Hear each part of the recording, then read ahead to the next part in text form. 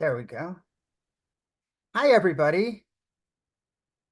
Welcome to the first of our trainings. As you come in, go ahead and introduce yourselves, name, pronouns, maybe what you do in public health. And we'll get started here in about 2 or 3 more minutes.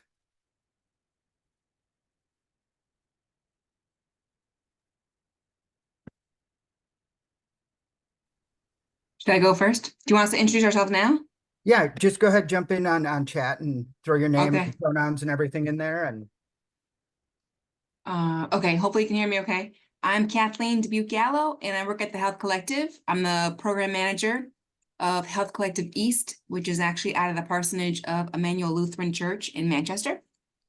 And forgive me, I just got back from getting some rock salt. And I'm happy to be here, looking forward to the training. Thank you.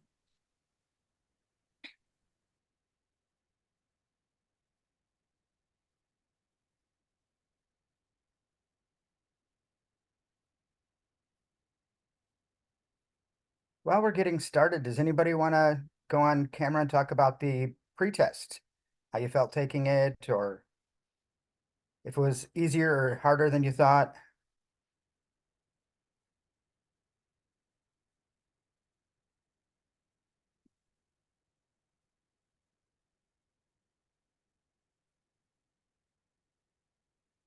A lot of case managers. Cool.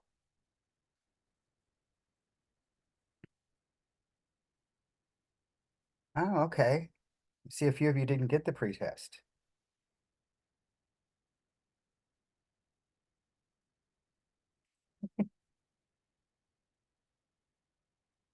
Hmm. We'll have to look at that and find out why some of you never got it. But don't have any major anxiety if you were not able to complete the pretest. It was just kind of a little foundational assessment to see kind of if you had heard some of the things that we will be talking about today before. So you will, fully still be able to get all that you need from the training without having completed it. But if you did complete it, please feel free to share any top level reflections, but no anxiety needed. You're all set if you didn't do it.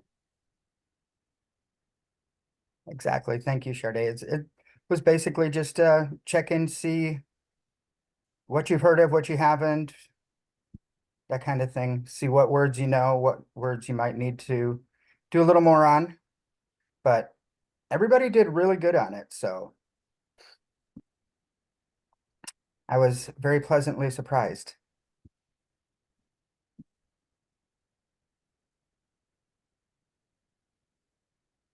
All right.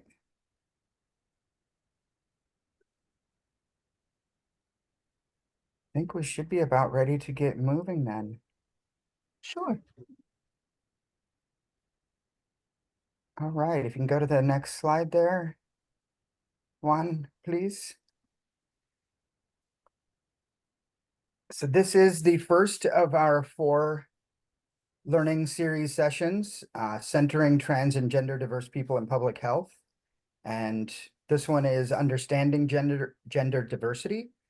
It's going to be basic vocabulary and definitions and some words that you may hear, you may not hear, but words that you should all probably know if you're working in public health with trans folks especially. If you want to go to the next one. I am Robin Learned. I've been in harm reduction and in public health now for going on 10 years. Wow. I joined the California Planning Group for the Office of AIDS in 2017, and that started giving me a lot more of a crash course education in public health. I had never done any kind of HIV work or HIV planning body work or anything before that. The last place I worked before coming to NASTAD a few years ago was with a trans-led and trans-run organization here in Sacramento, California. And we, from the very beginning, were instrumental in getting probably close to 1,000 people through all of the hoops needed and just kind of kicked open the gate for trans folks to get the services they needed here in the very beginning of the new insurance plans coming in 2013 and what they call or the Affordable Care Act. We did a lot of work with advocacy and at all levels of local and state government. And then about a year ago, I joined NASTAD, part of the drug user health team, and taking that work from the state level to the national level. That kind of brings me here today. Sade, I'll let you go ahead and introduce yourself. Sure, thanks, Robin. My name is Sade Lewis. I use she, her pronouns. I am based in Washington, D.C., and I'm an associate director here on the NASTAD drug user health team. My background is definitely started in traditional public health. I started out doing a lot of HIV prevention training. I also have a strong background in trauma-informed approaches, and kind of the combination of those two things is what led me into harm reduction. Before I worked at NASTAD, I worked at the DC Department of Health in their HIV and hepatitis department. So I am a former bureaucrat and have some similar experiences to many folks on the call, because I know we have lots of health department folks here today. And now I actually run the grant side of our portfolio here at NASTAD. So I lead projects that do direct funding towards SSPs and harm reduction programs, as well as helping out with providing technical support and assistance nationally with the rest of the team. And that's it for me. I'm happy to be here. And Juan and Kate, if you want to introduce yourselves real quick. Yeah, I can go first. Hi, everyone. My name is Kate Manganero, she, her pronouns. I live in San Francisco, California currently, but I worked on SSP in the mountains in California, which is like my introduction to public health. And then I've been at NASTAD for also about a year now, like 10 months, a little less than Robin, but nice to meet y'all. I'm an associate on the drug user health team, and I work more on the grant side with Sade. But yeah, nice to meet y'all.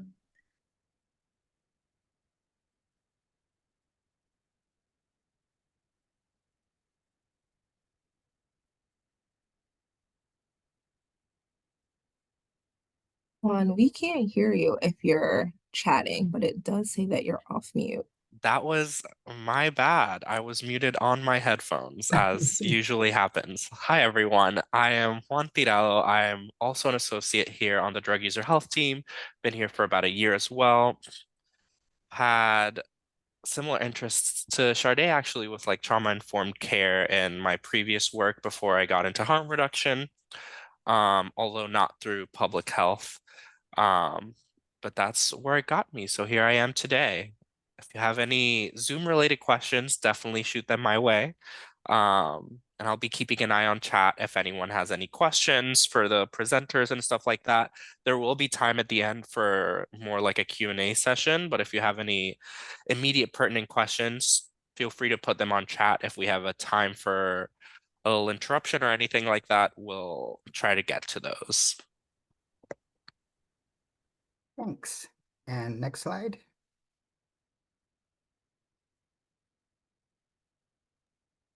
So just a little bit about NASTAD and who we are to kind of ground what we're doing today. NASTAD is a nonprofit membership organization, and we specifically represent public health officials who administer programming for in the HIV and hepatitis space. We work in all 50 states, and our mission is really about comprehensively and comprehensive and holistic health for those who are engaged with these intersecting epidemics. Today, we're here representing our drug user health team, which provides technical assistance and direct funding to SSPs and other harm reduction organizations nationwide. And then I'll kick it to Robin to talk a little bit more about Thrash and how this training came to life. Thanks. Next slide, please. So being that part of our annual, I guess, work with NASTAD, we do a couple of meetings a year in person in Washington, D.C. And this past May at our meeting, we had a few plenary sessions that were trans focused, and our work group for trans employees, Thrash, I have to say, just the best acronym ever, Trans Harm Reduction and Sexual Health. We were talking about ways of recentering the trans population, and I stopped and asked everybody, how do you recenter a population that's never been centered, right? And that's kind of where we came into all of this work from in May. We did a great plenary, had four great panelists from around the country that were just amazing in calling out the amount of stuff not being done, I guess, as well as stuff being done. And by the end of that session, it had led to Marianne and Mitch both being so moved to want to engage more training. And I'll let Mitch just jump in for a second and talk about that and why they felt the need for it. Yes, thank you, Robin. So hello, everyone. My name is Mitchell Namius. I'm the pharmacy consultant at the Connecticut Department of Public Health. I oversee the AIDS Drug Assistance Program, and for the last 2 years or so have also been overseeing the Ryan-White Part B program, which I am now offboarding to our new health program supervisor. So that's exciting. Thank you, Afrika. But our manager and I, Marianne, we attended the NASTAD meeting in May of last year, and there was, as Robin said, there was a panel of all these trans people with like massive lived experience, and Marianne and I just looked at each other and said, we're missing a key population here. What do we need to do? So we reached out to NASTAD to try and set up these trainings, because our goal was to try and get some education out beyond just our typical Ryan-White and HIV prevention providers in Connecticut. And I'm really excited to see here, not only have we expanded our little circle of funded sites, I see people here from various health departments and organizations that DPH doesn't even contract with, but I'm super excited to see people from other states are here. We have as far up as Maine and far wide as Michigan. So it's very, very exciting that you're all here, and I hope that you find these training sessions informative and take something away and can actually implement it to, produce some meaningful change. So thank you to the NASTAD team, and thank you all for being here today. Thanks, Mitch. Yeah, I want to echo what Mitch just said. I am so happy to see so many people from so many places here. When we first were asked to take on this training, they came to Thrash and asked us if we wanted to bring in someone to do this. And I kind of sat there for a second and said, well, actually, that's kind of what I did in my last job. So let me take a stab at doing this. So I will just qualify what you're going to get here today is from my experience and my point of view as a trans person who's been working this through with public health, and in no way, shape, or form am I trying to represent all of everybody trans. Of course, this is what I have seen needed to be talked about more than most other things, I think, is a good way to put it. So we'll start off there. You can go to the next slide there, please, Juan. So a little quick overview. We're starting today, and this will go on the next 3 Tuesdays after this, ending on January 30th. On January 23rd, we'll be having gender diversity in public health and clinical settings.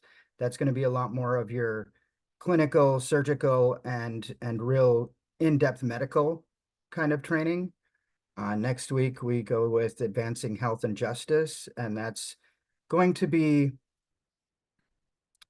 historical perspectives added to kind of a state of where we are today in the country as far as trans folks and working with and trans rights. And then we'll close it out on January 30th with the takeaways, the next steps, and how do you apply some of these engagement strategies so that you can not only work with trans clientele, but actually feel confident, comfortable enough to bring trans folks into your work environments and into your public health departments.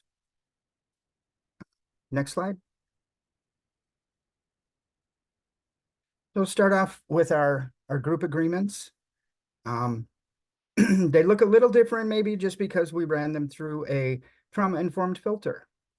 I was kind of surprised how many of the group agreements we all usually use in different settings are really not so trauma-informed, I guess, in how they were worded. And yes, recordings will be sent out from this. We want to invite everyone to participate while allowing everyone to have the right to pass if they don't want to. Also want to engage with curiosity and compassion rather than shaming anyone or making assumptions. And choosing our words with care and intention. I am a big proponent. If you have to say it ugly because you don't know the words, that's fine. Say what you need to say, ask what you need to ask, and maybe we can help you find the right wording for it. I definitely believe that the right intentions make up for the wrong words in most every case. You want to take a few of those, Sade? Sure. Especially with this kind of content, we want to make sure when we're talking about things that we are speaking from our own experience and using I statements. And if we are not using I statements, we are making it clear that we are not speaking from our own experience. We want to use as inclusive language as possible, and that is a lot of the meat of the training today, is us kind of going through the appropriate terminology so we know how to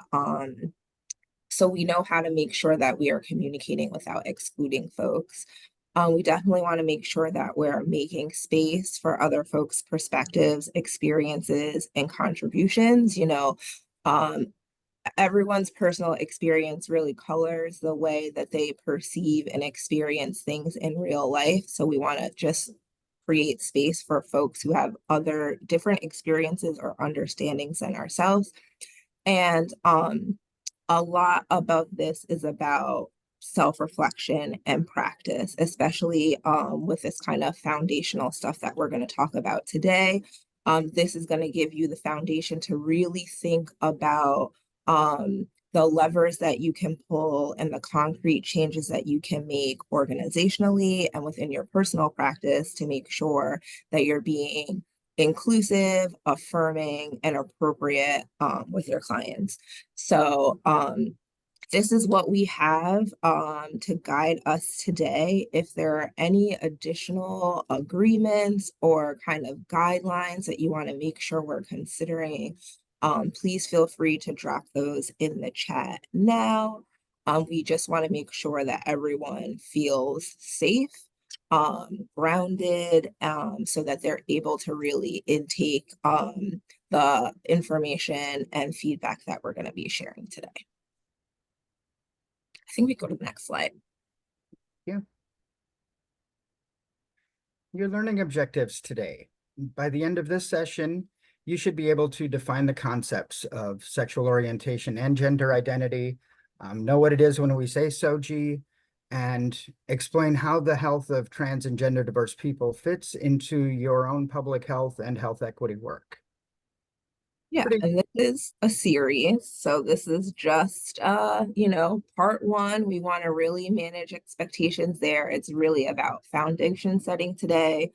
We'll go through a lot of terminology, a lot of definitions. So even if you're familiar with some of those things, we want to really be able to internalize those things and start to communicate appropriately and start to internalize like the importance of this topic for our daily practice. So excited to jump into things. Absolutely. Thank you. Next slide. So let's take just a second now and just putting in chat, what is one thing you would like to get from these sessions? And if there's anybody with any major burning questions that you want to have coming into these trainings. We can take just a minute and talk about that stuff. Or if you feel comfortable, jump on camera and throw your question out there too.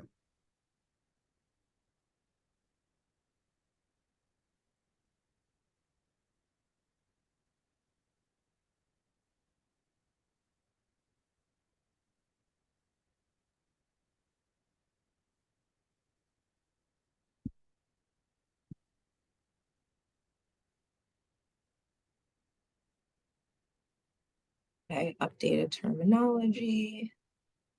We'll definitely be going through some of that. Absolutely. Have a lot of definitions coming up today.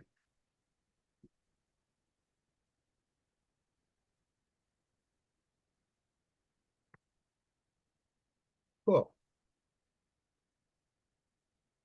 All right. Yeah, sounds like you're all in the right place then with terminology and how to talk to folks. Absolutely.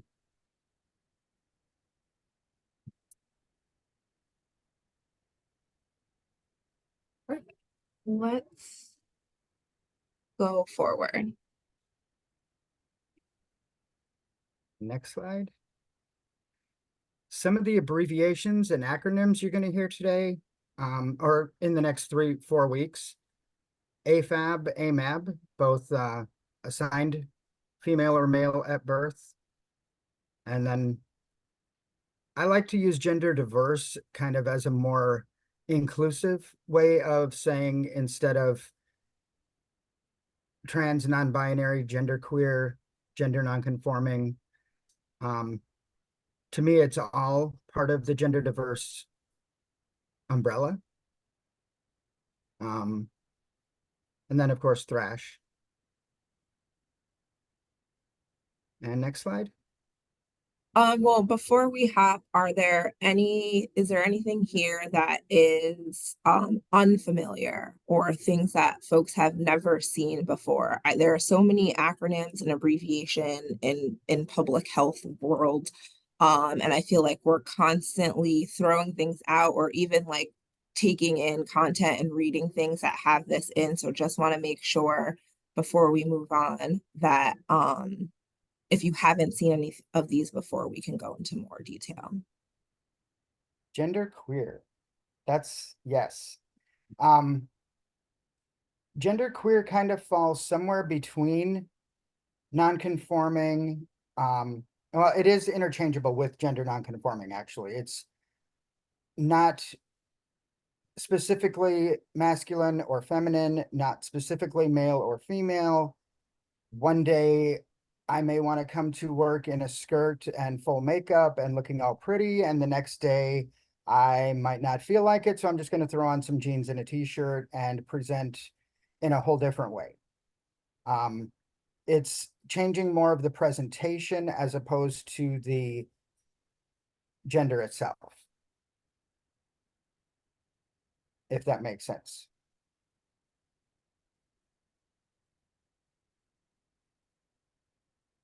Okay. It's, yes, very similar to gender fluid. Gender nonconforming, gender fluid, and gender queer kind of are all interchangeable.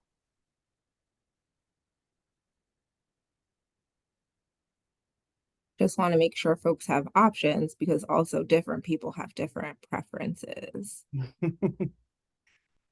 When at my former employment, we had, when we would do this kind of training, we had a slide that had, I want to say probably between 180 and 200 different words that people use to describe their own gender.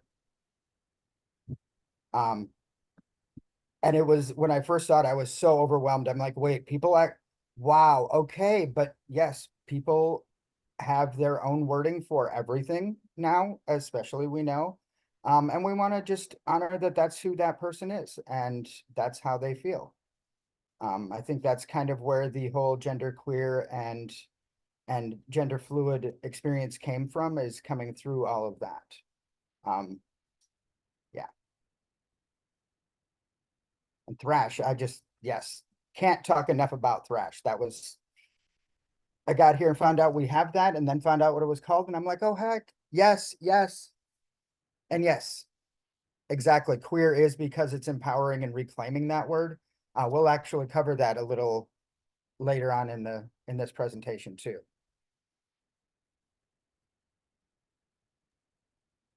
But yeah, these are just some basic kind of terms, acronyms, abbreviations that we'll be using throughout the training today. So just wanted to make sure folks were grounded in that. So when you hear someone saying SOGI, you know what we're referring to.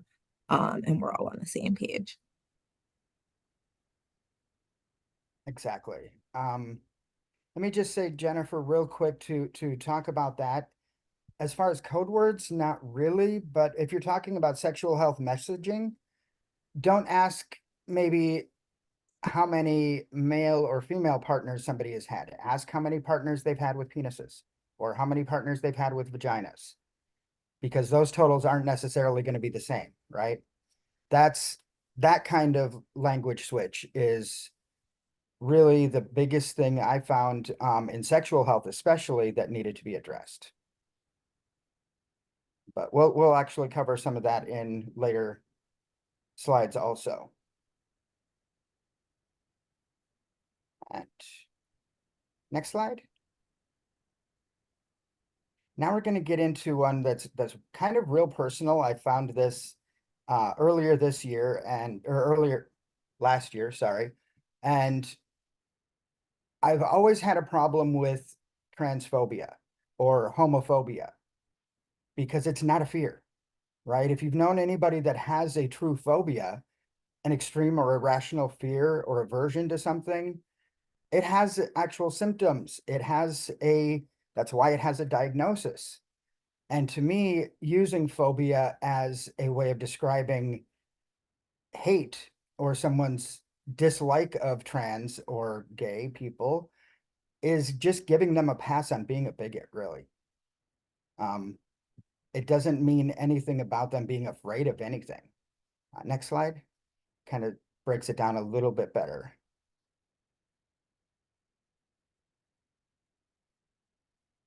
That's my biggest problem with it, is it allows hateful actions and prejudice to be conflated with mental illness. And I love words. I love new words. I love discovering new words. So when I found Mizia, I was just, yes, that's exactly it.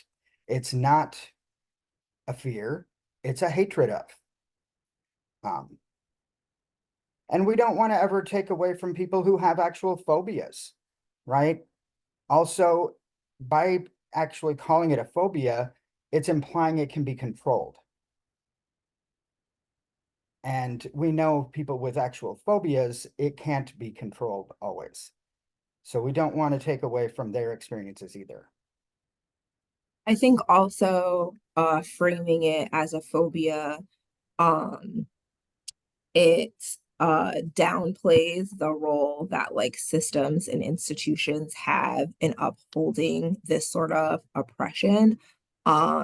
So we want to kind of pivot away from that.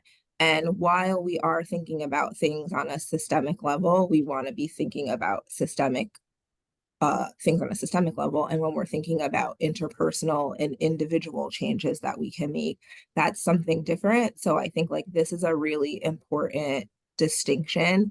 And I'm really glad that Robin has brought forward this new terminology to make sure that we are communicating really particularly about what we're speaking about, because we don't want to be conflating mental illness with hate, and we don't want to let systems and things off the hook for their role in continuing to perpetuate these. So we want to be talking about what we actually are talking about so that we can get to the root and address the root causes of these issues moving forward. Exactly. Thank you. Before we go on, does anybody have any questions about that? Any reactions? How is that new word sitting with folks?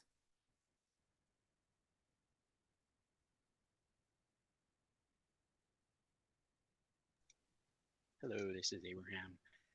I actually really prefer this new terminology, honestly, because I've always had kind of similar with transphobia or homophobia, because it is a fear, and I don't feel people are necessarily afraid of me.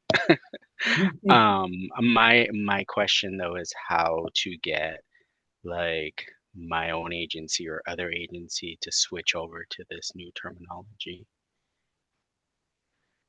or ideas, I should say. I would say, for my own suggestion, kind of the way we did with pronouns, just start using them and calling it out when somebody says, transphobia or homophobia, just let them know, hey, actually, did you mean this? And, give them a quick 10-second definition or 30-second definition. And that's one of the reasons I introduced it here, because if we can all start using it ourselves, that's that many more people carrying it out there. Kind of like that old, what was that old commercial for shampoo, is like, I started using it, told you about it, you started using it, they started using it, they started using it. Maybe we can help it catch on, is my hope from it, Abraham. Yeah, I think something that we talk about in like adult learning science is like folks need to hear things 7 times in 7 different ways. So really think about the ways that you can integrate this new terminology into the things that you're already doing. Many RFAs have kind of glossary sections. If you're emailing back and forth with your supervisor or teammates and you're including this, that's an opportunity for somebody to ask you why and to further define it. When you're putting together materials and proofs, like include this stuff in there in a variety of different ways and formats. And I think that's another approach to kind of making sure that there is larger scale uptake. And then lastly, like when you are creating policies and procedures, when you're doing your strategic planning, that kind of things, those sort of umbrella activities that are going to inform how other things are done, this is like a great time to interject these sorts of new frames and new words into practice. Absolutely. Thank you. Thank you so much for that. Thanks for the question.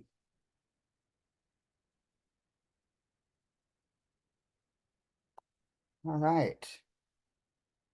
And next slide, please. So just a quick note, the proper use of gender identity terms, including pronouns, is probably the single biggest way that you can signal courtesy and acceptance. Like a few minutes ago when you were asking about code words, introducing yourself with your pronouns before you ask the person what theirs are is usually a great way of doing that. It's a way of showing respect to the person and really saying that you hear them and that you honor their experience. Referring to them in a way that's consistent and true, and not throwing in your own, oh, well, this is legally this, so we've got to go with that kind of, excuses that people have used in the past. It's also a way of just letting people know that you see them for who they are, not for who Yeah. you want them to be. Sorry, go I ahead. if you are a person who grew up with even kind of a non-traditional American name here, you may have some experience with other folks kind of struggling with that.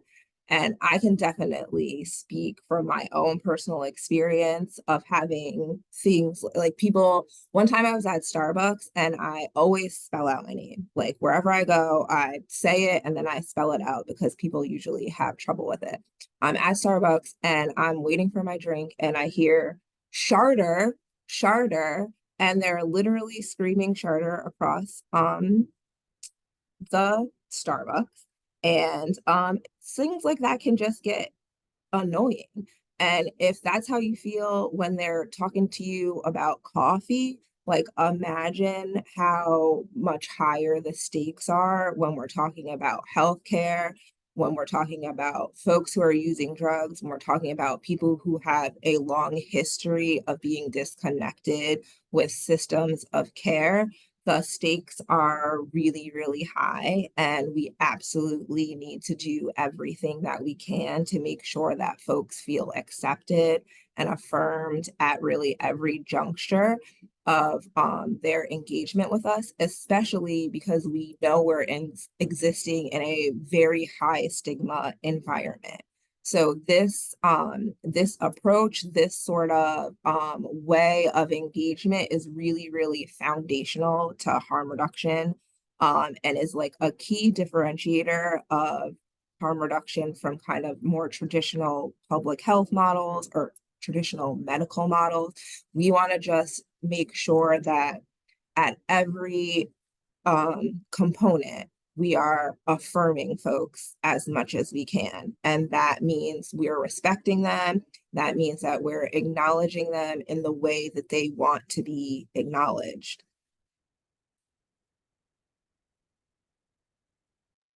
Exactly, exactly. It's, and that last part of it is to me the most important, in the way they want to be acknowledged. That's, I can't emphasize that part enough. Next slide. Two of the biggest problems, especially in the medical community, especially when it comes to medical records, is when misgendering or what we call dead naming happens. Using a person's birth name or legal name when they have either changed their name, maybe they haven't legally changed it yet, but it is part of their transition that they want to be called this. I can't tell you just how horrible it feels to be sitting in your doctor's office. You've had conversations with all of them. You're on the list to get surgeries. You're on hormones, all the things. And the nurse comes out to call you back and uses your dead name. And in a room full of people, you're supposed to get up and walk over and talk to them when they are completely misgendering you just in the use of the name itself. And then the embarrassment of, you know, oh, Robert, come in. Or, just for example, it did not reflect who I was at the time, does not reflect who that person is. And it's one of the worst situations that, like, if I wouldn't have been who I was and the advocate I was at the time, I might have just got up and walked out of the room instead of going and talking to the nurse. So it's essential in all steps, from the first initial meeting with the person all the way down the line. There is nothing worse as far as a feeling of invalidation than to be misgendered or dead named, especially in a public setting. And also think about how it reflects on your personal professional practice. So you are setting yourself up as some sort of expert, or you're in a position to help. You have, like, there's a power dynamic here. So if I'm a client and the provider can't even get my name correct, how am I supposed to feel confident that they'll be able to get any healthcare things correct or any social service things correct? So it's also, I think, a demonstration of your competency as a provider as well. And so I think like the reasons that Robin have given around not wanting the folks who are coming to us to feel less than is paramount and the most primary one, but also secondarily, it's not a strong reflection of your professional practice if these sorts of details you're not able to coordinate and maintain and keep straight. And that's another that can also have ramifications for how the rest of that engagement or that session goes. Like I may not be super engaged with somebody that I think doesn't know anything about anything because they literally cannot even get my name correct. So thinking about when we're labeling certain behaviors as non-adherent or non-compliant, think about how that engagement started. Is there something that you did that kind of set this person off from the beginning? Is there something that you did from the beginning that might keep this person disconnected and not allow you to make a meaningful connection so that you can help them with their care?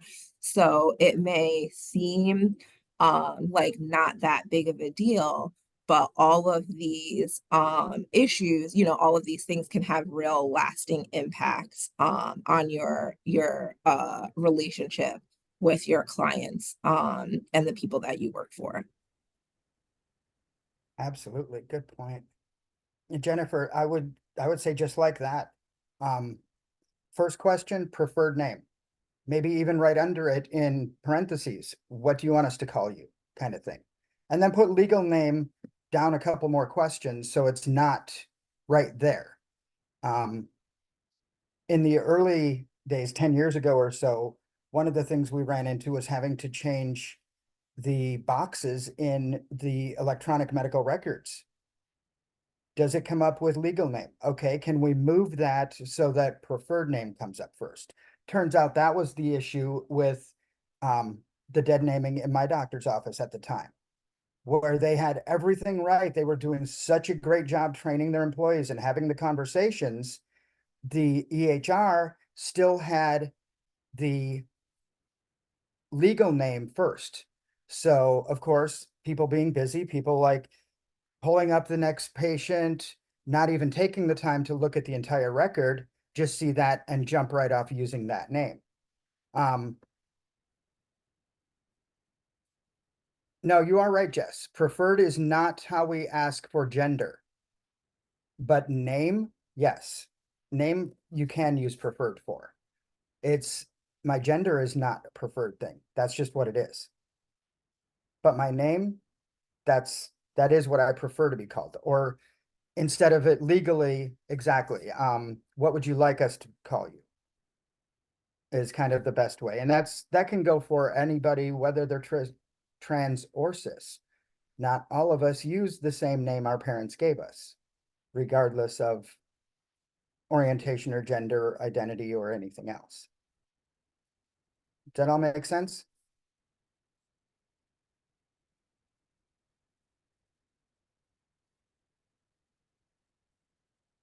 Anybody have any more questions right here on these two terms while we're here?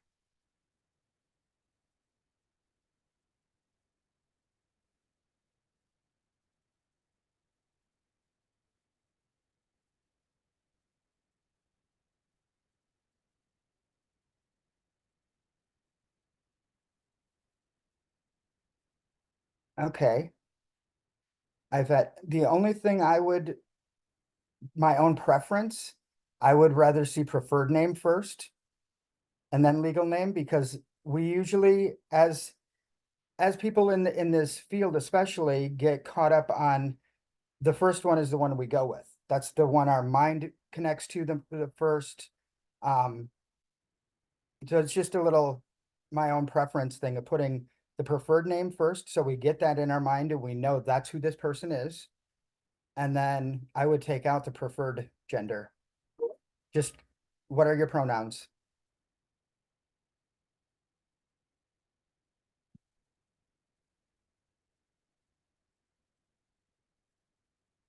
Absolutely. Okay. Next slide.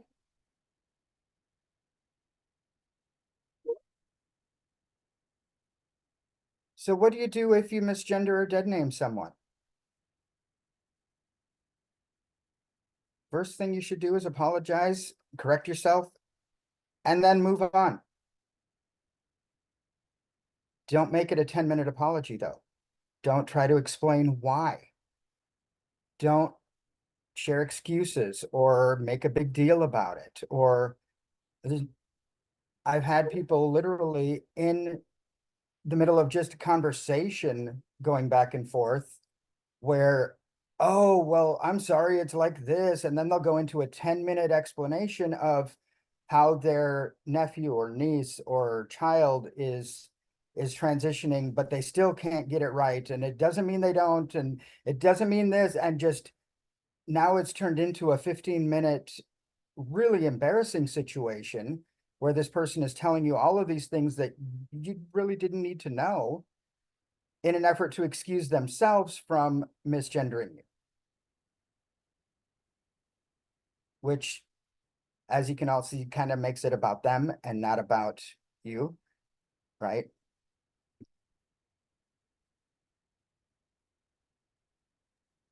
Exactly. Exactly. Exactly. Center the other person. I'm sorry, Sharday, go ahead. No, I was literally saying exactly, Adrian. But I think it's also just like important to note, like if you are doing the inner work that you need to be doing, like mistakes are going to happen. We are all people. We are not perfect. So I think like a lot of people don't try or practice things because they're afraid to make the mistake, especially in front of someone else. And I just want to like give the blanket statement, you are going to mess up. And to Robin's point, like that is okay. Just quickly apologize. I think that self-correcting also demonstrates that you are actively trying. It's a lot better for you to be like, oh my God, I'm so sorry, than for someone to have to point out something to you that you know, didn't do. So like having, you know, just having that awareness and making this a priority around a thing, but understanding that this takes practice. And if you were not always consistently communicating like this before, it's going to take some getting used to. But you know, it's like muscle memory. So once you get out there, and yes, Adrian, thanks for correcting me. Like once you get out there, you mess up a few times. And also I think once you actually experience it happening, then you can stop kind of building up this huge, you know, detrimental experience. It doesn't have to be that deep, especially if you are demonstrating that, you know, you're really working on this and you're trying. So like Robin said, don't give a 15-minute stop story. It's not about you. But also expect that you will not be able to do this with 100% perfection straight out the gate. This is a journey, not a destination. Absolutely. And if you find that mistakes like that are happening often with a particular person or in situations, pay a little attention to that. Be mindful of the when and why it's happening. Sometimes mistakes can and do happen, absolutely, but it becoming a repetitive thing is so much more harmful than just a accidental, oops, my bad thing, right? And a lot of times that comes from deeply rooted issues that we ourselves need to look at, as opposed to, oh, well, I've known you for 10 years, I'm not used to that. Okay, I'll give you that the first time. But just like getting married, when you change your last name, it's kind of the same thing. We folks get it right away.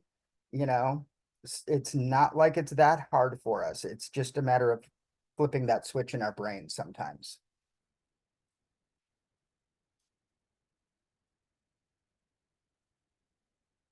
Maybe asking ourselves why we feel the need to have that person in that box if it's happening regularly.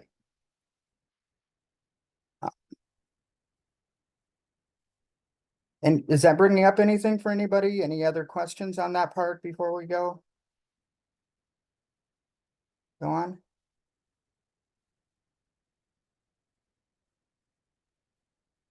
I have a quick suggestion to add. Yeah. If you find yourself making the mistake often, because particularly as someone who I can't turn my camera on right now because of how I'm sharing the slides, but as someone who looks very traditionally quote unquote masculine and who uses they them pronouns, people often pair it to me like, oh, it's just like you look like a guy, so I just keep forgetting. That's when you need to do what Robin just talked about, which is interrogate those things, those preconceptions that you have that just because someone looks a certain way, that they identify a certain way, and you really need to interrogate those things within yourself until you can yourself arrive at a, okay, that is not how things work. I need to start shifting how I see the world, not just how I see this person. Because if it keeps happening, even if it's not you're not intentionally misgendering someone, but you're going to lose that person's trust. That person's going to not feel safe around you. So it really does become just like a personal responsibility thing of trying to adjust how you see the world so you don't continue to make those mistakes. Right. Absolutely. I really like what Leah said there too. It's not hard. So why is it hard now all of a sudden? I had someone in my life several years ago that had never known me pre-transition, had never known me by my dead name or anything like that, and yet still made a point of dead naming me, of misgendering me, and like repeatedly, no matter how many times I corrected them. Finally, one day, as I was sitting there in their office, I looked at him. I said, okay, so Sue, I hope you understand. I hope you don't mind and don't take offense, but today you're Sue. You look like a Sue. You feel like a Sue to me. And so I'm just going to call you Sue. And girl, you don't care, right? That was the last time that guy ever misgendered me. That was the last time he ever dead named me. But by that point, I had been dealing with him for 6 or 8 weeks on a weekly basis. So it's something ingrained, I guess, with some folks that sometimes you just really need to blow up that stick of dynamite and get them out of their entrenchment on.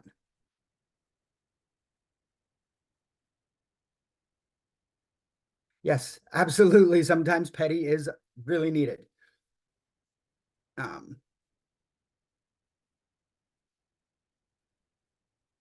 That's what I was trying to do is he was actually used that excuse. It's not you, it's just me. Don't get offended, don't take it personal. Well, when something is as fundamental as your presentation and your name, it doesn't get a whole lot more personal than that, really. Okay. Next slide. We should be just about coming up to the break. There we go. We're coming up on, yep, a couple of definitions first. So we all know what pronouns are, right? Words that can be substituted for other nouns, particularly people's names. Gender neutral pronouns are the ones that take gender out of it, right? They, them is a great example of that. Non-binary pronouns, kind of the same, gender neutral. They don't indicate masculinity or femininity, and it's up to that person to decide what type of pronoun they like to use. Sometimes you'll hear I'm he, they, or they, she. That's how that person prefers to be called. And now we have also neopronouns, which are created to use that third person singular, like a or z or ella, I think is another one. No, ella has more of a feminine connotation, doesn't it? Yeah. Okay. If Anyway, you're talking about AJELLE, yes. that's not a neopronoun, that's just they, them, but in Spanish. Oh, okay. The suffix of E is because in Spanish words are gendered Mhm. pretty commonly by changing the ending vowel of the letter. So if it ends in A, it's usually feminine. If it ends in Right. O, it's usually masculine. And replacing that A or O or whatever letter is with an E, like ella is her, so ella would be them. Um, so Thank you. yeah, that's just gender neutral pronouns in Spanish. Thank you. Thank you. I guess I should have paid more attention in Spanish class.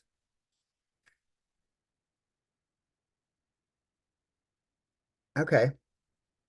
I see.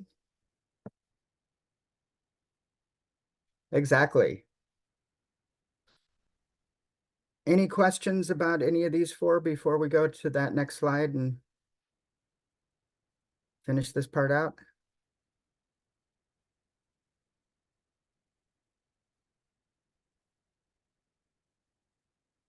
Okay, if not, go ahead and go to the next one.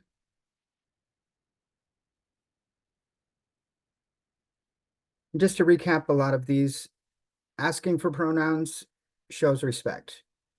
That's pretty much how you can let folks know right from the very beginning that we see you and we're here to talk to you about what you want to do. The right pronoun is whatever pronoun that person wants you to use. I actually have a friend who introduces themselves with the saying, you can use any pronouns, just don't use the same one twice in a row. And that's how they live their life. They like that diversity, that change up in everything, and they are pretty adamant about not using the same pronoun 2 times in a row, which kind of is challenging sometimes. Even, yeah, even coming from a place where I thought I had all the training and was very conscious about that. It's different. And the I mean, I easiest think, way, go yeah, go ahead. ahead. Well, I think like that is a like really important point that I want to underscore is just like these organizations, these systems are not set up to be accommodating of these sorts of things. So, in terms of application of this knowledge, it's really important for folks to be thinking about how and when this shows up in your daily practice. Are there processes that you do? Are there protocols that you have to do? Is there reporting that's required that incorporates this stuff? Because those are the things that you're doing every day. So you want to be thinking about, do we need to change any of those things? To Robin's earlier point, should we put preferred name at the top and legal name way down at the bottom so that folks don't accidentally say the legal name instead? Are there decision support tools that we need to create so that when we're constantly going through these things with patient after patient or client after client, there's a reminder up in my office that this is the way that I do things so that I don't trip up. Yeah, these systems are just again not designed to be this accommodating. So part of the work is on your end to really think about where this is going to show up, assess places that might be challenging for you proactively, and try to address those before you're sitting with clients, before you have folks coming in. Abraham, you have a question? Yeah, actually, I thought that was a great example of when the situation where you have a non-English speaking patient in front of you and asking them either in their language or how you pronounce their pronouns as well. Because I've had to use the language line several times, and wanting to make sure that we're culturally competent with whatever culture is sitting in front of us as well. Yeah, and it's so important that you know that you have access to this language line and you can use that as a resource and as part of your practice. If there is someone who speaks a different language than me, then I'm interacting with this line to make sure that I am engaging with this person in the most respectful way possible. Like switching your practice in that way is going to raise the water level for everyone. That's gonna make you a better provider no matter who you're seeing, regardless of what identities the folks are presenting with. Everyone wants to be seen, everyone wants to be heard, everyone wants to be affirmed. And if you tweak your practice a bit, you can make sure that you're kind of escalating that and enhancing what you're giving for everyone. Absolutely. And I can't say it enough. The best way to do that from the very beginning is when you introduce yourself to someone, give your name and your pronouns, and then ask them their name and pronouns. That way you don't have to just single out the trans person to ask that. You're asking everyone, first of all, and there doesn't have to be a certain way of asking. It's just, this is how we do conversation now. And kind of the default is always use gender neutral pronouns if you don't know, regardless of what their name might be. Friend, human, they, them. There are several different pronouns out there we can use to describe people without gendering it. And then once you find out what their pronouns are, use those. Don't continue using gender neutral. Use the ones they ask you to use.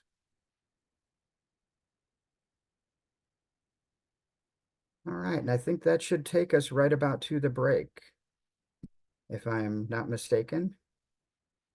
All right, and since we're a few minutes over, let's come back at, I don't know, should we go all the way till quarter after? What do you think?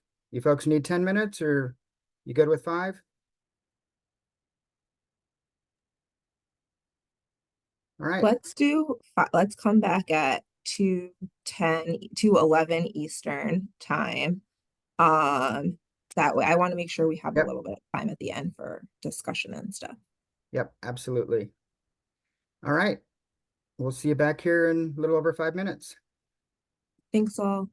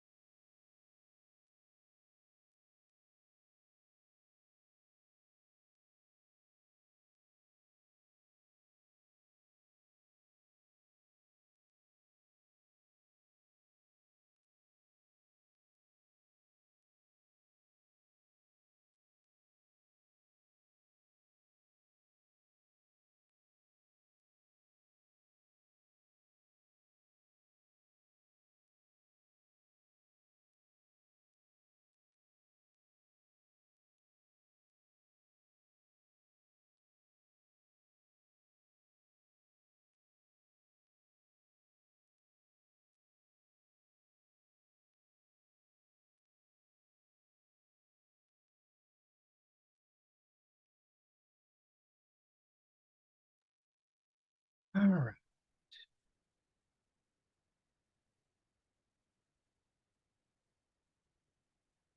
Let's see.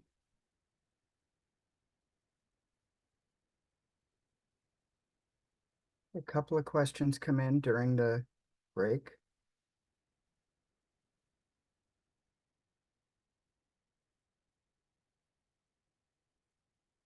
Adrian, I would say that is reasonable.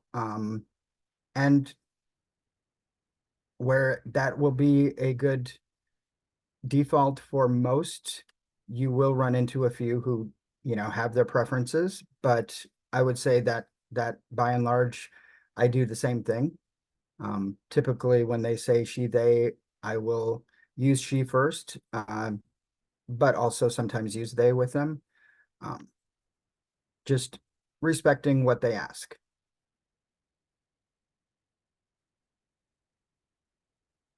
And Jennifer, I do like that, but I would my preference would be to put the preferred name before legal name, just so that people don't, because up there in that right corner like that, it's kind of a little harder to see unless you're looking for it, unless you train your staff to look there first, specifically, if that makes sense.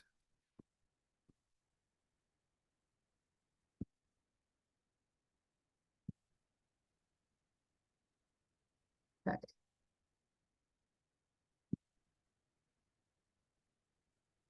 So now we're coming back and we're going to get into a whole lot of definitions, maybe some new things you haven't heard of before, but hopefully it's stuff you've all at least got a little bit of understanding of. You want to go to the next slide one?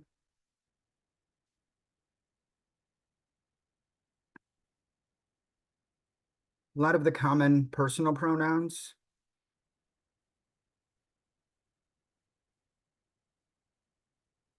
I'll just leave this and ask if there's any up here that you want a little more clarification on, a little more that you don't understand.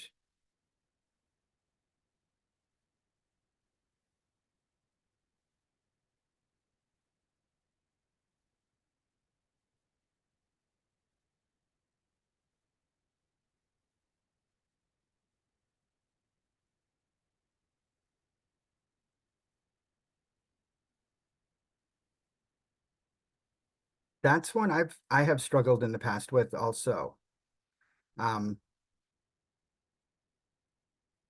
There's a few different ways that I have heard people using it. You can use it with the hard Z. I know others that use it more like the silent J. One, I think you've done the best job I've heard of anyone ever pronouncing it. If you wouldn't mind going through a couple of those that you know. For sure. And those are what we would call neopronouns, and especially and particularly with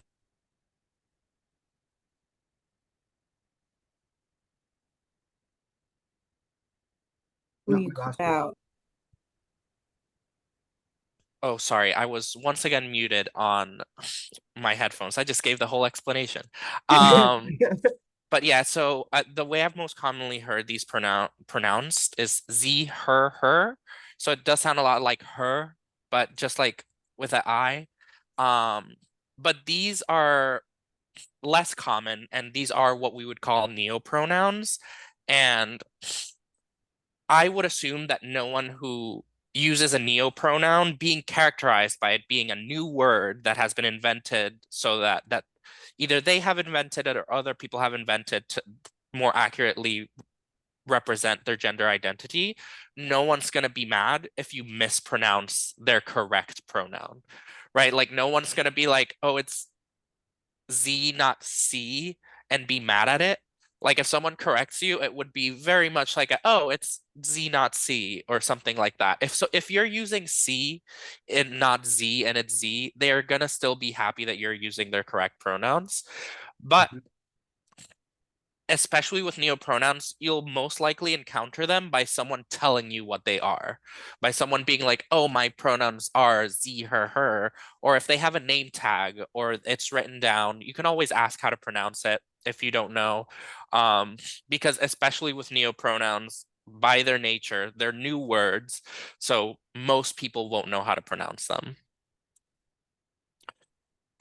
With the X, I would say that I would pronounce those pretty much the same, zer, but again, the whole point of neopronouns is rejecting the idea of a standard, because the standard we have right now is man, woman, he, him, she, her, and the whole idea of gender nonconformity is rejecting standards.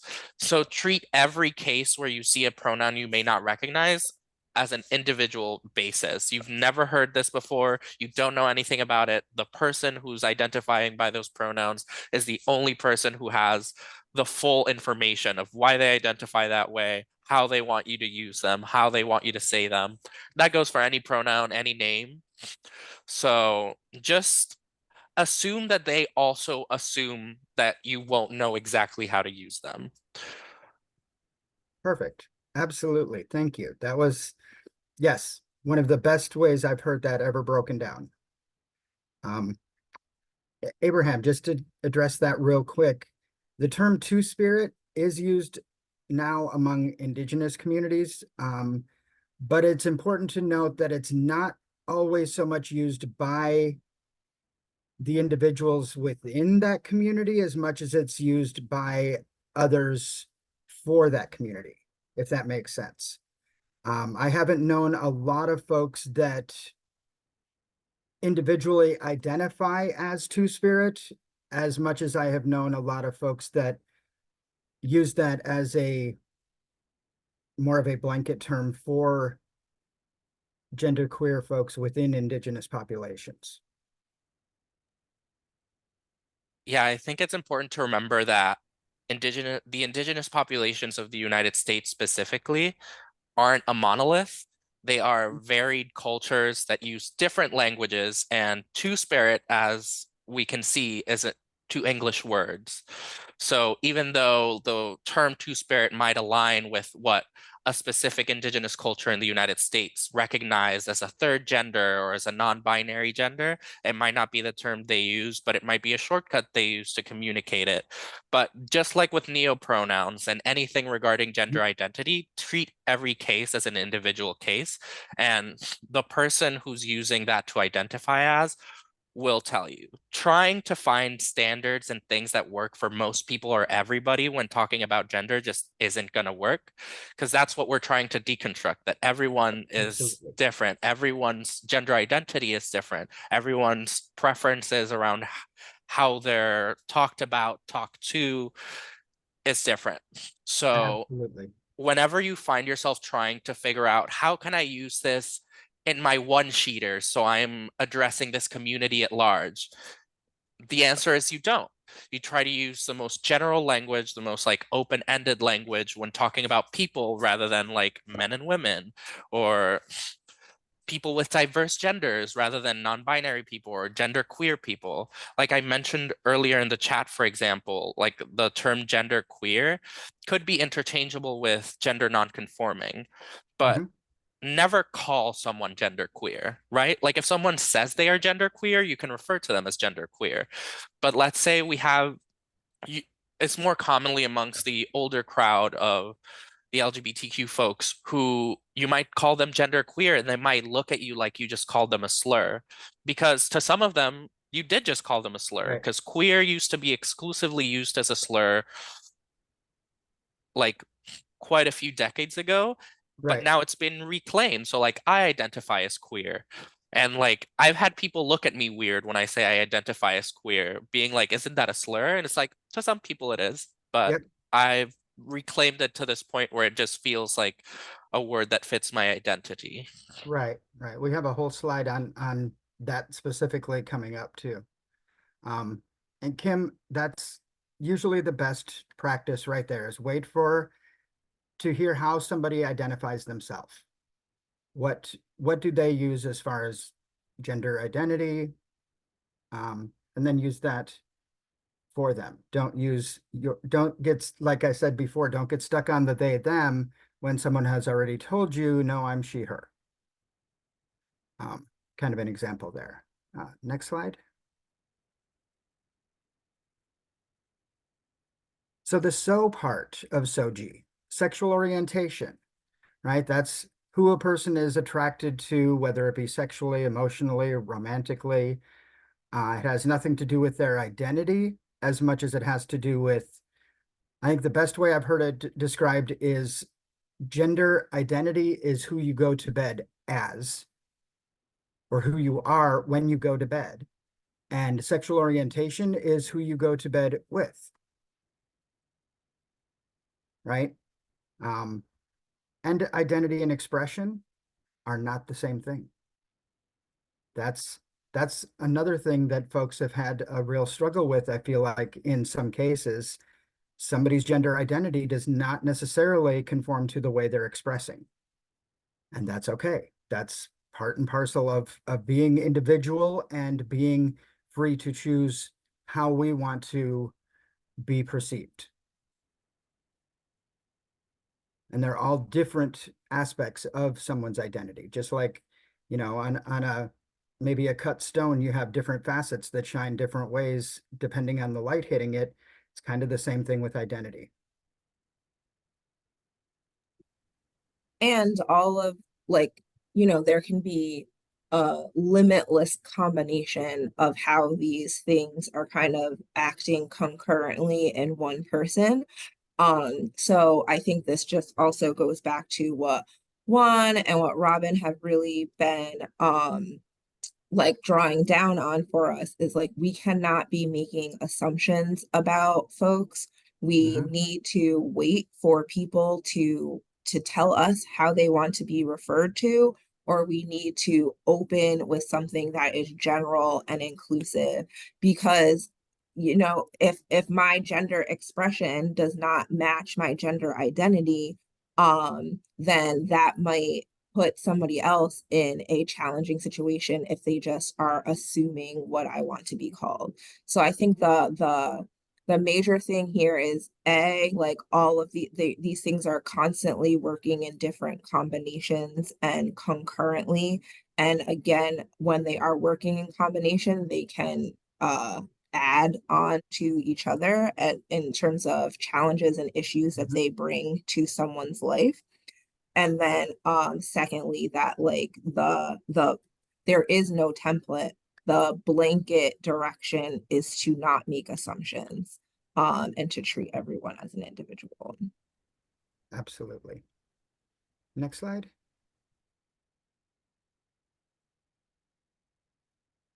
Some different gender identities, and just in the definition, in case you haven't heard it before, transgender is a newer last 10 or 15 years kind of word. And it's an umbrella term that incorporates the full diversity of all identity.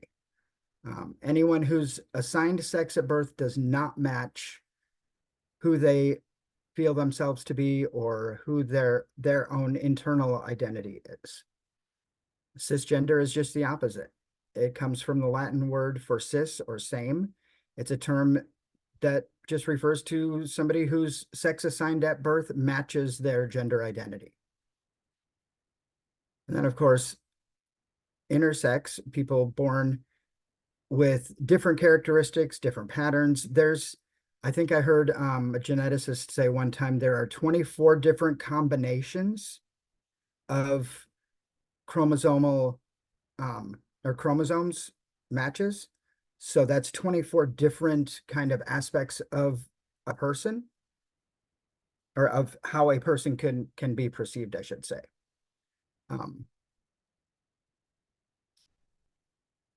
There really wasn't a blanket term before transgender. There was a lot of individual words, FTM, MTF, a lot of words that have fallen out of popularity, fallen out of favor with community, that were put on the community without ever asking us. If that makes sense, Leah. Orlando, you had a question real quick? Yeah, sorry, my microphone was Very good. up. Actually, just going back to the slide that was previously shown, Mhm. I had a question. So and you could probably tell from my logo, I work at at the Department of Public Health. So, I'm coming at this obviously from a public health perspective, public health angle, and data perspective as well. So I'm looking at sexual orientation and gender identity. And let's say, conceivably from a healthcare standpoint, I could see how those would be important with regards to everything that has been mentioned already, including the respect part of it. And again, from a healthcare part of it, a risk, right? So it depends on I guess, depending on how somebody identifies, maybe who they sleep with, all these other things, these things can have clinical consequences. But Mhm. gender expression, I mean, and I'm taking what Sade said earlier, and it's like, yeah, well, we have to let, people respond to that. But like how they express is how they express. Don't make assumptions. I get all that. But let's say from a clinical standpoint, gender expression seems like it's more of like a back pocket type concept, if that even makes sense. Again, from a public health standpoint, like knowing sexual orientation, knowing gender identity, for respect, for risk, for those sort of things, it's important. But gender expression, not so much. What are your thoughts about that? And thank you for your Gender, time. yeah, no, great question. Gender expression to me is it's very important because it's saying to that person that you see them for who they are, regardless of labels or boxes or what the medical industry has put in place for you as training. Talking about their expression and how they're coming across to you is very much all about you seeing them as an individual and not just as another client you have to see today, right? It doesn't have very many clinical applications unless you're talking to them about what kind of procedures they want to have done in the future as far as their transition goes. That's where you see a little more of the expression coming in to a clinical setting, is if you're talking to a person about whether they want, say, top surgery or bottom surgery or facial surgeries, that kind of thing. Then you would definitely want to talk about their expression.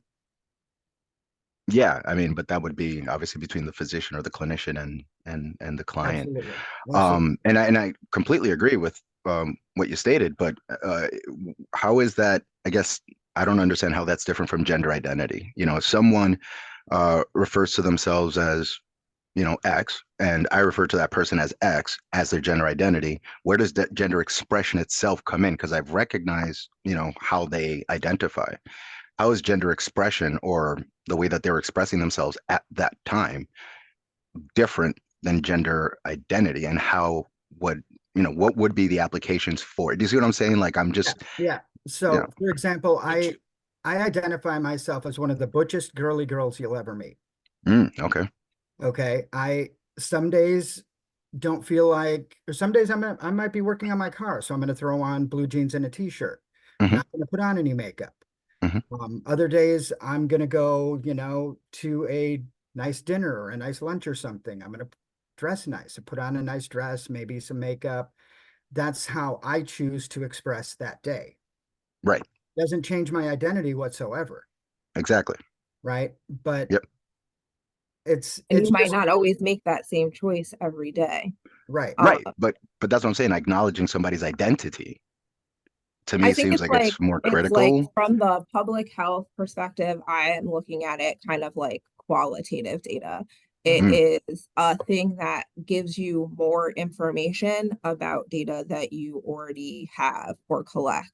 So if we're thinking about like needs assessments, like I want to know what is actually happening in my community. So mhm, if there are folks who have their gender identity is not aligned with their gender expression, that requires different interventions. So I mm, want to know what is happening, and I need to have a concrete understanding of what is going on so that I can create interventions that are mapped to the people that I am actually trying to help. And if Does that I make could, sense? Yeah, no, thank you, Sade. That's perfect.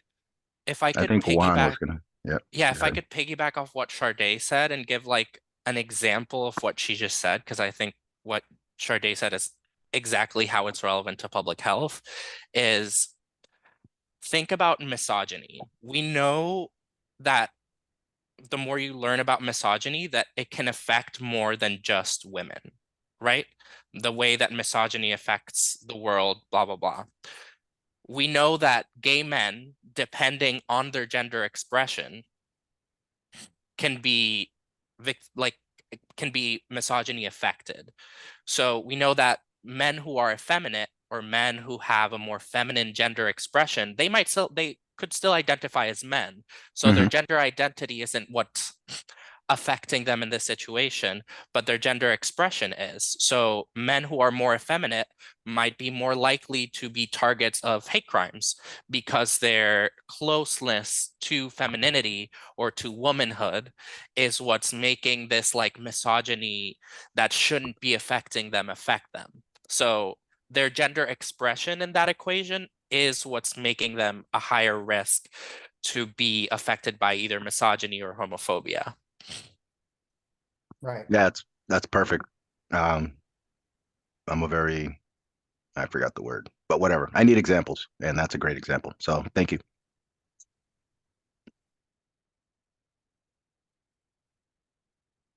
Exactly, Gina. It's just understanding that their expression might not align with their identity from day to day and being okay with that in and of itself. The next slide. Get into even more. Gender non-binary is individuals who do not identify as masculine or feminine, or men or women. And pretty much the non-conforming, gender queer, and gender fluid are all interchangeable words for that same thing of somebody outside of the binary that may want to go back and forth, that may want to switch over time or switch from day to day. There's a great video coming up in one of the later presentations that'll go into a little more of that also. Gender nonconforming is just basically where the physical appearance or behavior doesn't align with societal expectations.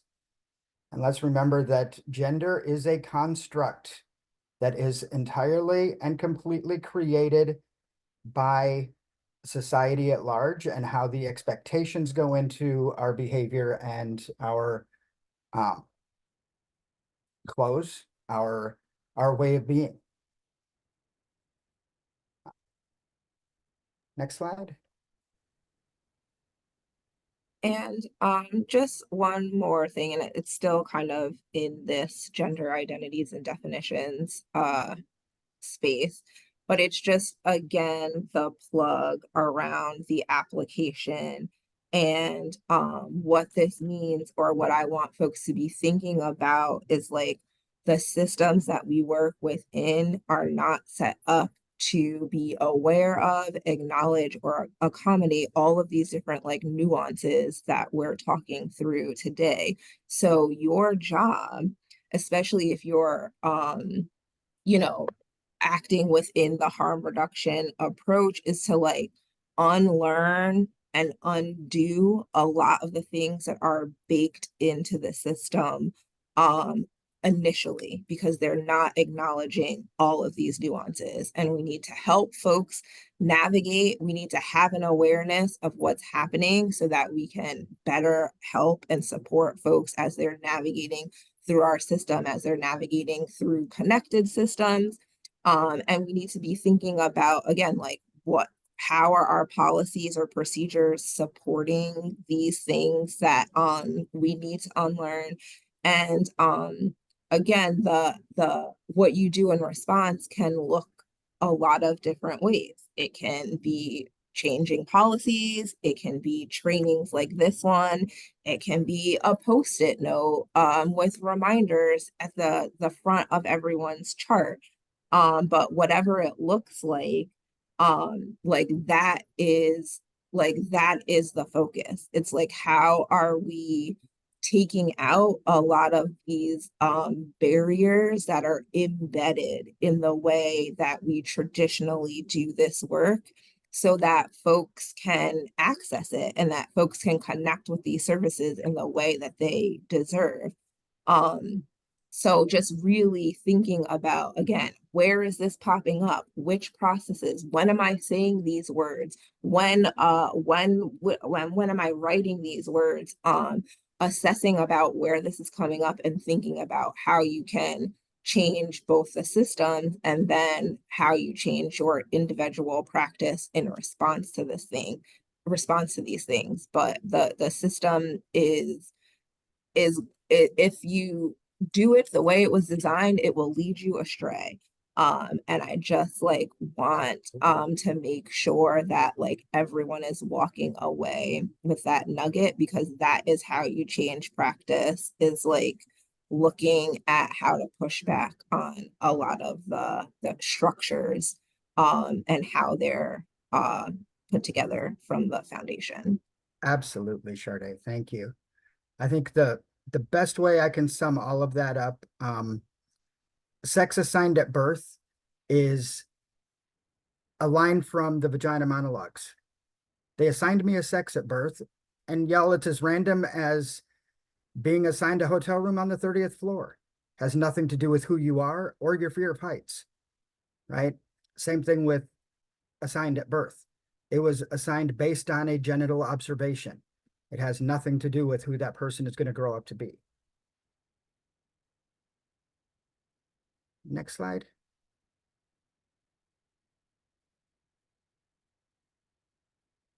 And again, just going over some of the things, a lot of these we've talked about, expression. Diversity is just anything different, right? Differing from the cultural norms. Affirmed gender identity is that person's identity after coming out, and maybe during or after the social or medical transition process. And then, of course, we get gender dysphoria, thankfully, a new definition from DSM-5. Before that, it was referred to as gender identity disorder, making it more of a mental issue. The change to dysphoria made it a physical thing that was acknowledged by saying, hey, if we change the physical package, the brain is in alignment, as opposed to a disorder saying the brain is out of alignment. That was always my biggest problem with the DSM definitions of, and why I didn't identify so much as trans for a long time, because I didn't feel like there was anything wrong with my brain. My body just didn't align with it. And next slide. We're going to run through a few of these a little quicker. Here's where we get to some of the words that have been in use, out of use. Queer is one that has been, like Juan said, reclaimed. Some credit cult filmmaker Bruce LaBruce for bringing that back around.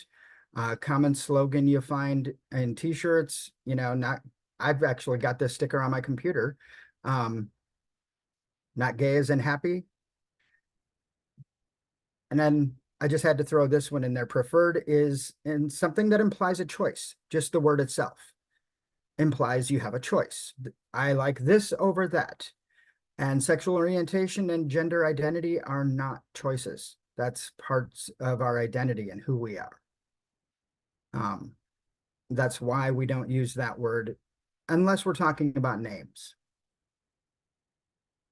Then we get to, everybody's old favorite slur, tranny. And one of the biggest things I had to learn coming into working with a lot of folks from different cultures is people like that word in some groups, in some cultures. I have a group of about 10 friends that all, when you walk up, hey, tranny, how are you today? What's going on? And that's how they identify each other and themselves. That doesn't mean it's okay for anybody else to use that word, though, right? Especially when it's something that has been or is considered a slur. That's just saying that those folks have chosen to use it and reclaim it. But that doesn't mean it's okay for everybody to reclaim it or use it. Does that make sense?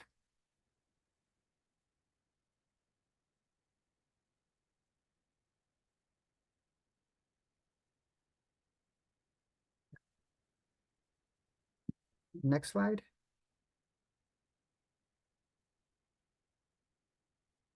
Now, some of the real harmful impacts of transmisia.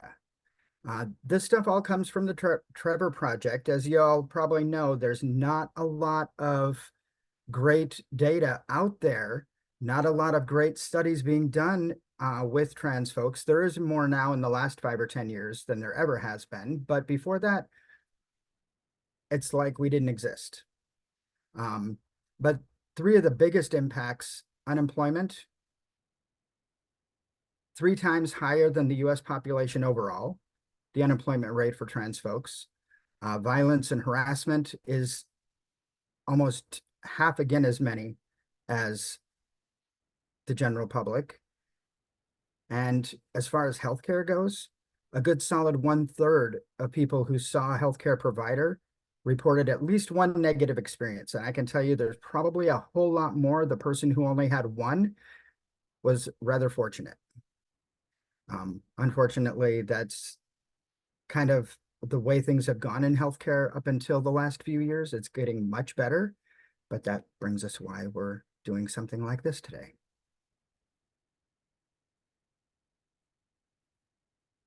Next slide.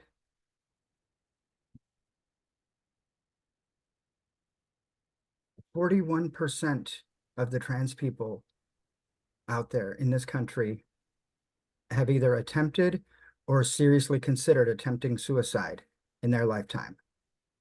That's almost 9 times the rate of the general population in this country. I cannot reinforce that number strongly enough, and especially the younger the group we're talking about, the higher that number is going to be. Trans people are also 4 times more likely to be living in poverty. Again, going back to that first one of unemployment. And then, of course, the disproportionate rates of HIV and AIDS. There are some estimates out there that put it as high as 5 times the rate of the rest of the US population, especially for trans women of color, who are living at that intersection of not only being a person of color, not only being a woman, but a trans woman. It's like collision after collision after collision, and then expecting the person to be able to get up and walk away from that accident, right? Kind of to put it in really rough terms. And I think also from the public health perspective, like these are all the social determinants. This is what the job is. This is the whole thing.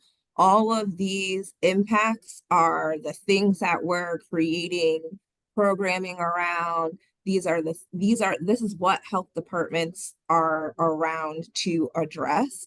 So if we're just taking a step back and thinking a little bit globally about how this specific population has these increased rates and these disproportionate rates around these things that a lot of us are getting paid from the state to address for them. I think that just like really draws down the connection of why this is so important. And these are kind of some general harmful impacts. We're about to move into some Connecticut specific data, so you can kind of get an idea of how these general trends are actualizing themselves in your jurisdiction, an area where most of you are living and working. But it's just like, I think some people are like, well, why is this important? And especially from the public health perspective, like this is the whole thing. We're constantly talking about the social determinants of health. We're constantly talking about how we know that they compound on top of each other. And if you have issues in some domains, it makes it harder for you to get out. And the more domains that you have challenges in, the more challenging your life is. We talk a lot about ACEs and trauma-informed approaches. Like this, it's all right here. These 6 things, like these are major reasons why we need to be recalibrating the way that we're working, because these are really concrete disparities, and it is our responsibility to make sure we are reversing the course. Thank you. Absolutely. That is such a beautiful way to say that. I like that. That this is the job. This is what we're here for.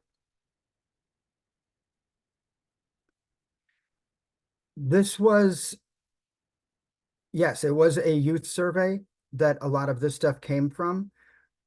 It also corresponds to all of the same applicable data with the overall general survey that was done. I want to say the last one was done in 2022, but those results aren't published yet. From the trans equity, yeah, National Trans Equity. Yeah, I cannot think of the name of the place now, but yeah, these are specific to youth statistics, and this next page especially. If you can go to that next one.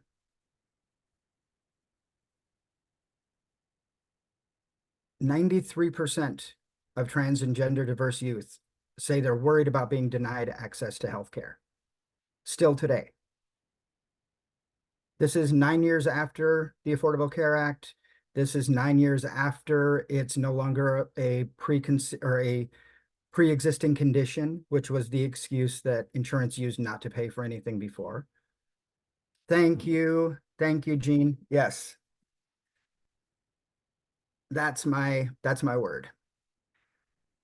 91% of trans and gender diverse youth say they're worried about being denied access to a bathroom.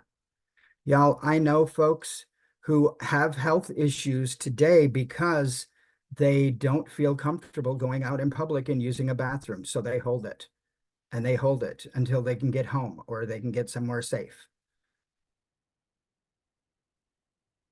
It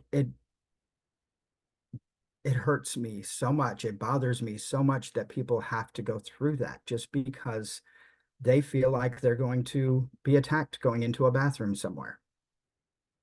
And that just kind of drives and reinforces why that number is so high for trans and gender diverse and non-binary teenagers. Almost 60% have attempted suicide. I can't say it strongly enough. That's, if you're worried about what bathroom you can and can't use in public, that kind of goes to the core of who you are and you know why you're here. I totally, yeah, I can't even think about that for too long before I start crying. Next slide. Now we're going into, like Sade had mentioned, the Connecticut specific needs. Next slide.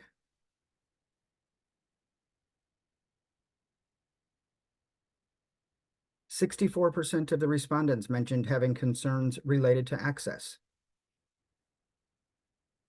16% reported being refused healthcare services due to their identity. And 20% have concerns that services would not be friendly or that the staff would not be trained for their needs. And another 20%, almost 20%, reported not knowing where or how to access some of those services. Again, like Sade just said a few minutes ago, this is our job. This is what we do. And this is, to me, one of the biggest failings out there right now that we can see. Next slide. About 1/3 of the respondents reported being victims and or survivors of intimate partner violence. The more like survivors of intimate partner violence are more likely to be trans, followed by the gender diverse respondents, and cis respondents, exactly half of the number for the trans respondents. And about 1/3 of respondents reported experiences with sexual violence. Survivors of sexual violence were, again, almost double compared to the cisgender respondents. Yeah, and I would really encourage everyone to, again, think about how you can interrupt some of these trends. These are pretty sobering numbers. And if these were the numbers that we saw for virtually any other population or group, it would be kind of a big red alert, and there would be, you know, a massive kind of undertaking to right these wrongs. So we talked about some of the general impacts of transmisia, but this is getting into the nitty-gritty of how it is actually manifesting in Connecticut, where you're doing your work. So I just really want to encourage everyone to really be thinking about what levers can I pull? How does my what role does my agency play in this? You know, how can we interrupt this? How can we impact this? What big changes would we make? What small, more iterative changes can we make? But again, like these numbers are extremely, extremely disconcerting. And back to what we were talking about before, like this is the crux of the work. And it's not acceptable for us to continue on in a way that leaves so many people disconnected from care or with inferior care and experiences. So again, just like really thinking about what are the specific levers that I can pull. How does my work intersect here? What should we be doing differently? How can we be thinking about things differently is really what we're trying to bring to the forefront with this training series in general. It's important that folks get the information, but it's even more important that that information changes behavior and practice. And at the public health level, that's you know, that's scaling things for a lot of people. And that's why we are having this discussion today. Yeah, absolutely. Absolutely. Abraham, thank you. That's going to be a great segue for next week. I will say that just real as a first initial answer, because of the structural barriers built into being a trans person in this world, in this country especially, in a place where it has been okay to make some of the crudest and rudest jokes about trans people up until the last couple of years. How can we be surprised when we see numbers like this, honestly? But like I said, we'll talk so much more about all of that part of it and getting into the reasons of it next week. That's where I think a lot of the work needs to go, Marisol. Yes, I am not, but there are folks all over the country doing that work. And the next slide, I think, is our last one. You're welcome, Dana. How do you support people in your personal and professional life? It's really easy. You listen to them, you believe them, and you don't question them. Use their chosen names and pronouns. Support them in any resources. If that's something they express a desire for. Don't volunteer a bunch of resources if they haven't asked for them also. And just remember that it's normal and natural And it is not a phase. It is not usually something somebody's going to grow out of. It's part of the normal human condition. Biggest thing you can do is educate yourself on everything that we've talked about today, all the way through to different care and treatment models and a lot of different programming that goes with those also. And that will also be coming in, I think, week 3. We'll get more into that stuff. I hope to have a few more minutes for questions, but this has been great. Is there any last minute questions anybody has? Any burning desires you want to talk about before I let you go?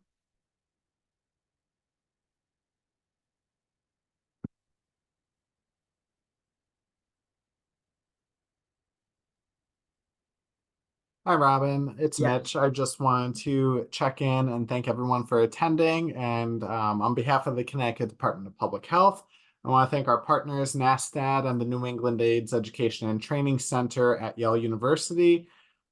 We do have the CME information on one of the subsequent slides, but for anyone wishing to claim CME credit, you first do need to register on the Yale CME website, and I will put that in the chat.